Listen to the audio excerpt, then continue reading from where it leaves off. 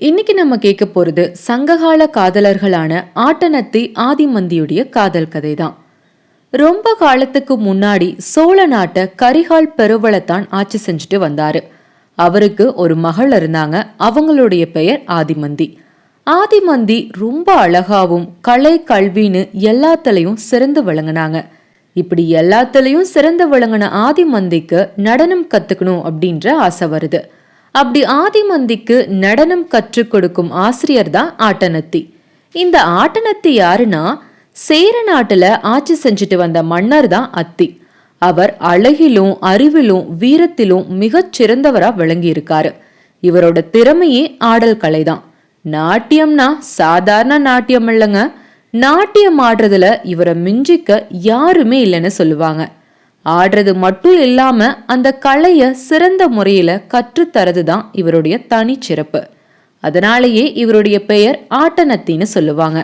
அப்படி ஆட்டனத்தி கிட்ட நடனம் கத்துக்க போறப்பதான் ஆதிமந்திக்கு ஆட்டனத்தி மேல காதல் ஏற்படுது.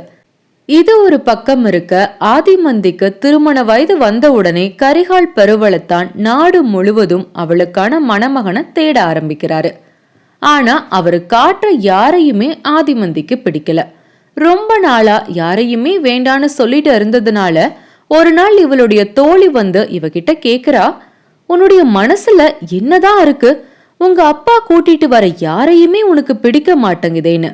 அந்த சமயத்துல ஆதிமந்தி அவகிட்ட, நான் தான் அத்திங்கிற ஒருத்தன்ட்ட என்னோட மனச பறிகொடுத்துட்டேனே, அப்புறம் எப்படி நான் வேற யாரையோ திருமணம் செஞ்சுக்க முடியும்னு பதில் சொல்றா. அந்த தோழிக்கு உடனே இந்த அத்தி யாருன்னு தெரிஞ்சுக்கிற ஆர்வம் வருது.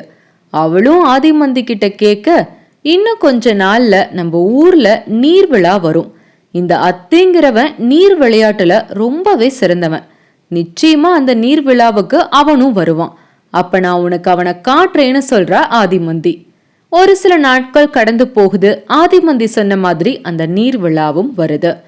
ஆத்துல நீர் பெருக்கெடுத்து ஓடும் போது அதை கொண்டாடுற ஒரு நாள் தான் இந்த நீர் விழா. காவிரி ஆற்றங்கரையில் அமர்ந்திருந்த ஒரு ஊர்ல நீர் விழாங்கிறத ரொம்பவே சிறப்பா கொண்டாடுவாங்க. அதனால கரிகால் பெருவளத்தான் அந்த நீர் விழாவை பார்க்க போலான்னு முடிவு செய்யறாரு. கரிகால் பெருவளத்தானோட அவருடைய மகளான ஆதிமந்தியும் சேர்ந்து நீர் விழாவுக்கு போறாங்க. அந்த இடத்துக்கு போன உடனேயே தோழி ஆதிமந்திய பார்த்து கேக்குறா, உன்னுடைய காதலன் இந்த இடத்துல எங்கேயாவது இருப்பானான்னு. அவ கேட்ட உடனேயே ஆதிமந்தியும் அந்த கூட்டத்துல தன்னுடைய காதலன் அத்தி எங்கேயாவது இருக்கானான்னு தேடி பாக்குறா. ஆதிமந்தியுடைய கண்களுக்கு அத்தி தென்படல. சில நிமிடங்கள்ல நீர்விழா தொடங்குது. அந்த விழா ஆரம்பிக்கும் போது காவிரி அப்படின்ற ஒரு பெண் தண்ணிக்குள்ள போய் நடனமாடுறா. தண்ணிக்குள்ள ரொம்ப திறமையா நடனம் ஆடிட்டு இருக்கிறா. இவ்வளவு திறமையா நடனம் ஆடுறாளே, இவளுக்கு போட்டியா வேற யாரும் இறங்க மாட்டாங்களான்னு மக்கள் யோசிச்சுக்கிட்டு இருக்கும் போது ரொம்பவே கம்பீரமான ஒரு வாலிபன் தண்ணிக்குள்ள இறங்குறான். அவன் இறங்குனதுமே இங்க ஆதிமந்தியுடைய முகத்துல அப்படி ஒரு பிரகாசம். அப்பவே இந்த தோழி தெரிஞ்சுக்கிறா தண்ணிக்குள்ள இறங்குறது தான் ஆட்டனத்தின்னு. ஆட்டனத்தி ஆட ஆரம்பிக்கிறான். நீச்சல் அடிச்சு ரொம்பவே திறமையா அந்த இடத்துல நடனம் ஆடிக்கிட்டு இருக்கிறான். காவிரி ஆட்டனத்திக்கு சமமா ஆடிட்டு இருக்கிறா. அதே சமயத்துல காவிரி ஆத்துல நீரும் பெருக்கெடுக்க ஆரம்பிக்குது. தண்ணி வந்த வேகத்தை இந்த நடன பெண் காவிரியால தாங்க முடியல. அந்த வெள்ளம் காவிரிய அடிச்சுட்டு போகுது. அவளை வெள்ளம் அடிச்சுட்டு போனதும் அவளை எப்படியாவது காப்பாத்திடணும்னு ஆட்டனத்தையும் அவ பின்னாடியே போறான். இந்த சமயத்துல தண்ணி இன்னும் கொஞ்சம் வேகமா வரவும் அந்த வெள்ளம் ஆட்டனத்தியையும் சேர்த்து அடிச்சுட்டு போயிடுது. ஆதிமந்திக்கு தன்னுடைய உயிரே தன் கையை விட்டு போன மாதிரி ஆகிறது. கரையில நீச்சல் தெரிஞ்ச நிறைய பேர் காப்பாத்துறதுக்காக அந்த ஆத்துல போய் பாக்குறாங்க. கொஞ்ச தூரம் போயிட்டு அவங்க திரும்பி வந்துடுறாங்க. அவங்க யாருடைய கைக்கும் 2 பேரும் பிடிபடல. இவ்வளவு பெரிய வெள்ளத்துல நிச்சயமா பிழைச்சிருக்க முடியாதுங்கிறது அந்த ஊர்ல இருக்கிற நிறைய பேருடைய நம்பிக்கை. ஆனா யார் என்ன சொன்னாலும் ஆதிமந்தி மட்டும் ஆட்டனத்திக்கு எதுவுமே ஆகி இருக்காதுன்னு முழுசா நம்பிட்டு இருந்தா. இப்படி இருக்கும் போது காவிரி ஆற்றங்கரையில் அமைஞ்சிருந்த கிராமத்துல ஒரு பெண்ணுடைய சடலம் ஒதுங்குது.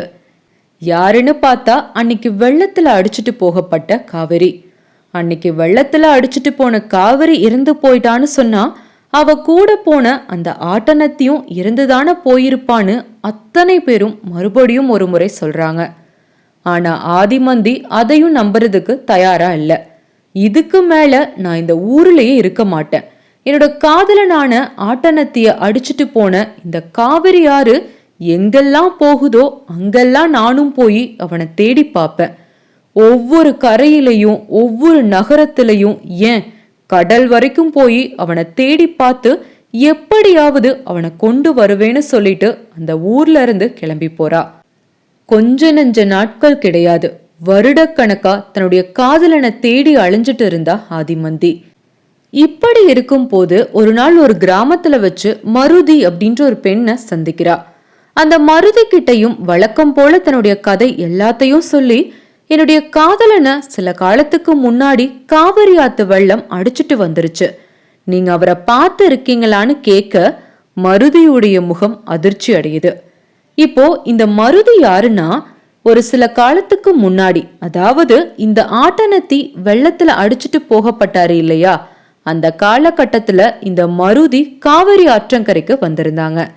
அப்போ காவிரி ஆத்துல யாரோ ஒருத்தர் உயிருக்காக போராடிட்டு இருக்கிறத அவங்க பாக்குறாங்க. பாதி மயக்கத்துல இருந்த அந்த நபரை காப்பாற்றி தன்னுடைய வீட்டுக்கு கூட்டிட்டு வந்து அவருக்கு தேவையான எல்லா சிகிச்சையையும் கொடுத்து அவரை குணப்படுத்தி பாதுகாத்து வந்தாங்க.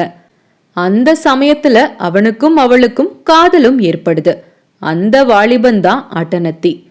இப்போ இந்த ஆதிமந்தி ஆட்டனத்திய தேடி வந்திருக்கிறத பாக்குற மருதிக்கு அவ மேல இரக்கம் உண்டாகுது.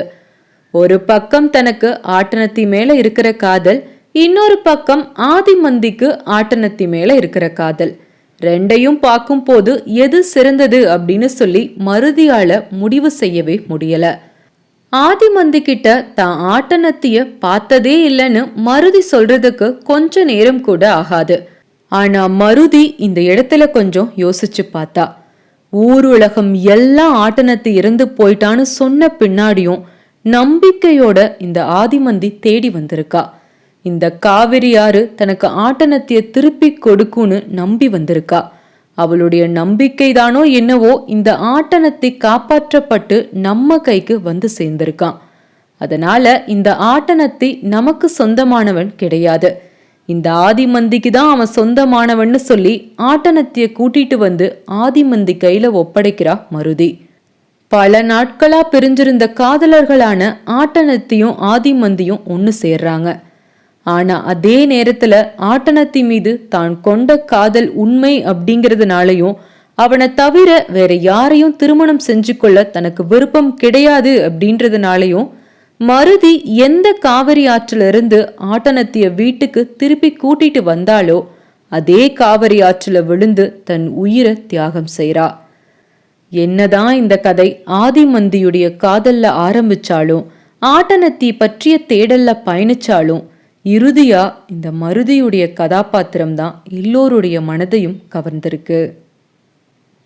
வேறொரு கதையுடன் சந்திக்கும் வரை உங்களிடமிருந்து விடைபெறும் நான் ஸ்ரீ.